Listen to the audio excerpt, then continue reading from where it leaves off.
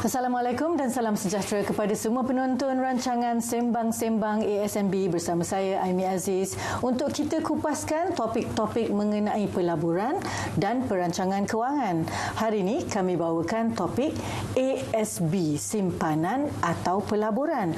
Apa beza antara keduanya dan bagaimana kita hendak menggunakan strategi untuk mendapatkan tabungan yang lebih kukuh dengan menggunakan kedua-duanya.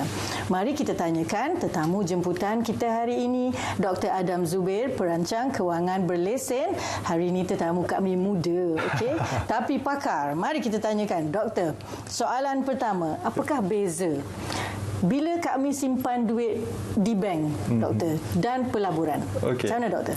So, perbezaan antara simpanan di bank semata-mata dengan kalau kita melaburkan duit itu. So, soalan yang menarik dan ramai orang tanya saya benda yang sama juga. Kalau saya nak bagi definisinya, mungkin akan mengambil masa yang agak panjang lah. Okay. Tetapi kalau saya nak ringkaskannya, saya boleh cakap simpanan ini, kebiasaannya kita simpan adalah untuk gunakan pada jangka masa yang agak pendek. Maksudnya kita simpan duit supaya kita ada duit untuk contohnya nak beli barang-barang keperluan. Seperti barang-barang dapur, beli makanan, bawa pergi hospital ke, pergi klinik ke dan sebagainya. So lebih kepada keperluan harian. Tetapi pelaburan di sini, bila kita melaburkan duit itu, niat kita adalah untuk dapatkan pulangan, itu yang pertama, dan adalah untuk jangka masa yang agak panjang.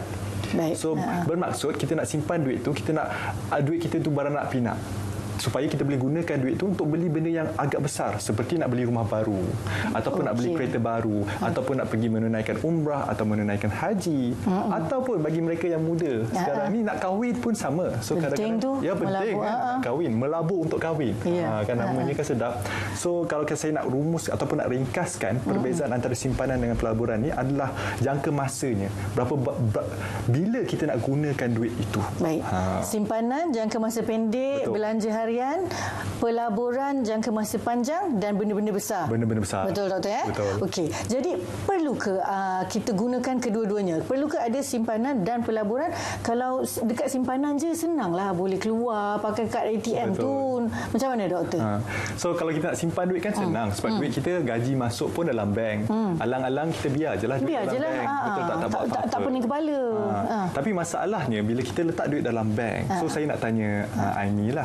So kalau kita ada RM5,000 duit dalam bank kita, bank saving account, dan kita letak RM5,000 kat situ, selepas 10 tahun duit tu jadi berapa? Kalau tak keluar RM5,000 lah. Kalau tak keluar kan, itu jawapan yang saya nak dengar. Kalau tak keluar ada RM5,000. Okey. Kalau tak keluar pun, kita memang sangat-sangat berdisiplin lah, tak gunakan duit RM5,000 tu. Tetapi RM5,000 10 tahun dari sekarang, nilainya tak sama dengan RM5,000 sekarang ini. Betul, Doktor, ya. Jadi kita apa yang kita boleh beli hari ini dengan RM5,000 tak sama. Tak dengan sama. 10 tahun Contohnya lagi. RM5,000 kita, contohlah saya ambil RM200, kalau kita beli tahun ini, sekarang ini mungkin kita boleh isi kita punya troli. Tetapi 10 tahun daripada sekarang mungkin satu barang je RM200 lah. Betul. Mungkinlah kan, wallahu alam. Jadi kenapa benda itu berlaku? Disebabkan oleh faktor inflasi. Inflasi di mana nilai mata wang itu jatuh. Jadi kalau kita simpan je dekat bank tu, kita mungkin kerugian lah. Betul. Jadi kita kena melabur juga, Doktor? Ya, betul. Disebabkan itu, dua-dua penting. Simpanan untuk jangka masa yang pendek, untuk kegunaan harian, tetapi pelaburan adalah untuk jangka masa yang agak panjang. Jadi dalam konteks soalan kita tadi kan, RM5,000. RM5,000 mungkin nak simpan RM1,000 dalam bank, tetapi lagi RM4,000 nak laburkan supaya RM4,000 10 tahun daripada sekarang bukan RM4,000 dah. Dia beranak. Mungkin jadi RM10,000. Jadi kita laburkan dalam ASB, Doktor. Kita boleh gunakan ASB, salah satu instrumen yang kita boleh gunakan. Tapi pelabur ASB ada juga yang menganggap macam ASB tu akaun simpanan. Sebab apa beza dia? Boleh je keluar masuk pergi kaunter. Saya nak keluar lah hari ni, ASB saya perlukan. Boleh tolong Doktor jelaskan macam mana kepada pelabur ASB ni? Sebab tu kita berada dalam ASB sekarang, sembang-sembang ASNB. Sebab ASB ni bagi saya amat menarik. Sebab ASB ni ada keistimewaannya. ASB bukan semata-mata simpanan seperti kita simpan duit dalam bank dan bukannya satu bentuk pelaburan seperti kita melabur dalam saham di mana harga yang kita beli saham tu naik dan turun macam ombak kan. Betul. Naik dan turun. Kalau kita beli hartanah pun sama juga, harga boleh naik dan harga boleh turun. Tetapi ASB ni harga naik je setiap tahun kan. Jadi saya anggap ASB ni adalah satu hybrid antara ataupun kombinasi antara simpanan dan juga pelaburan dalam satu instrumen yang sama. Di mana ASB kita boleh simpan duit kita dan kita boleh keluarkan bila-bila masa. Maksudnya ASB itu adalah satu bentuk aset cair yang kita boleh cairkan bila-bila masa apabila kita perlukan, dan ASB juga memberikan pulangan yang lebih tinggi berbanding dengan kita simpan di bank misalnya ataupun di simpanan tetap. Jadi dah jelas tu, kita kena ingat beza antara simpanan dengan pelaburan di ASB dari segi pulangan. Betul.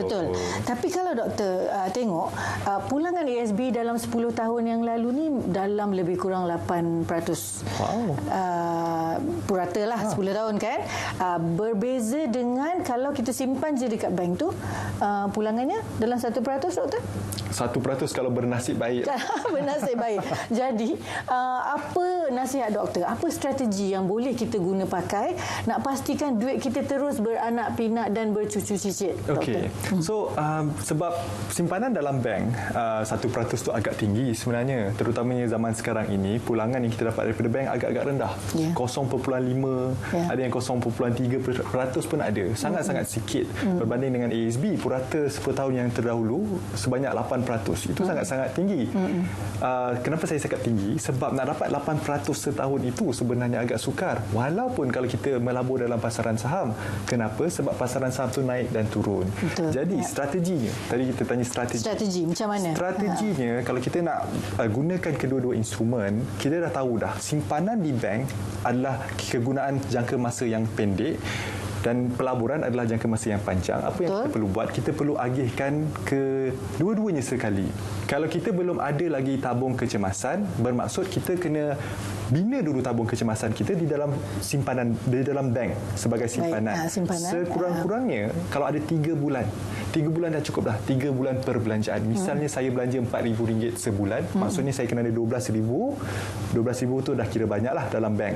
Selebihnya kita letak dekat dalam pelaburan ASP, iaitu jangka masa yang panjang. Baik. Ini kalau mereka yang dah ada tabung kecemasan. Tetapi bagi mereka yang belum ada, nasihat saya kalau kita nak simpan itu half-half. Separuh-separuh. Separuh letak kat simpanan, separuh lagi letak kat ASB. Kita bina dua-dua. Satu untuk jangka masa yang pendek di dalam simpanan bank kita, satu lagi untuk jangka masa yang panjang di dalam ASB. Sebab kita tak nak nanti kena terpaksa keluarkan duit daripada ASB. Bila ada keperluan. Bila ada keperluan. Contohnya tiba-tiba tayar pecah, kena pergi kaunter ASB. Jadi nak tanya doktor, ada juga pelabur yang kata saya ni melabur secara konsisten. Tiap bulan potong je gaji, 500 masuk ASB. Tapi kenapa bila dapat dividen tu kenapa sikit, doktor? Apa yang terjadi di sini sebenarnya? Sebab dia tak cerita panjang, dia tak cerita habis. Silakan, doktor. Kebiasaannya bila kita dah simpan duit, contohnya RM500, dah okey dah disiplin. Setiap bulan RM500 letak dekat dalam ASB. Kadang-kadang kita tak tahu. Bagus dah tu. Bagus dah tu. Tak tahu sama ada bulan ini masuk RM500, bulan depan keluar RM1,000. Allah. Itu tak baguslah. Maksudnya kita gunakan ASB itu seperti bank. Sebab tu saya cakap pentingnya kita bezakan simpanan dengan pelaburan. So kalau kita gunakan ASB sebagai salah satu instrumen pelaburan, kita kena letak duit dia satu jalan sahaja. Maksudnya dia tak boleh nak 2 jalan. Dia satu jalan, duit masuk dan duit tak keluar. Tetapi duit simpanan dalam bank ini yang kita kena gunakan keluar dan masuk. Itu yang pertama. Yang kedua, ada juga kes-kes di mana dia simpan dalam ASB, tetapi akhir tahun bila ASB umumkan dividen, dia keluarkan dan enjoy, gunakan duit tu untuk pergi bercuti misalnya, beli barang-barang mewah. Jadi benda ni pun tak digalakkan. Kenapa? Sebab ASB itu adalah salah satu bentuk pelaburan. Kita dah belajar tadi, jangka masa panjang.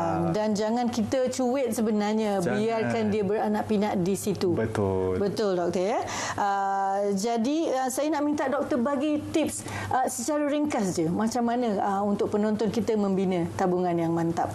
Macam penonton kat luar sana, bagi saya kalau nak simpan duit, kita kena tentukan kita ada sekurang-kurangnya 3 bulan simpanan di dalam bank kita dan selebihnya kita masukkan ke dalam pelaburan. Salah satu bentuk pelaburan yang selamat, yang berisiko rendah, yang mempunyai 2 fungsi iaitu simpanan dan pelaburan. Anda boleh mulakan melabur dalam ASP terlebih dahulu sebelum anda tahu nak melabur kat tempat-tempat lain. Itu nasihat saya kepada anda semua. Itu nasihat pakar, bukan nasihat kami.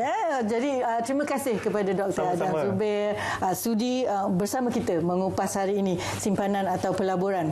Terima kasih kepada anda juga yang bersama kami di Sembang-Sembang ASMB.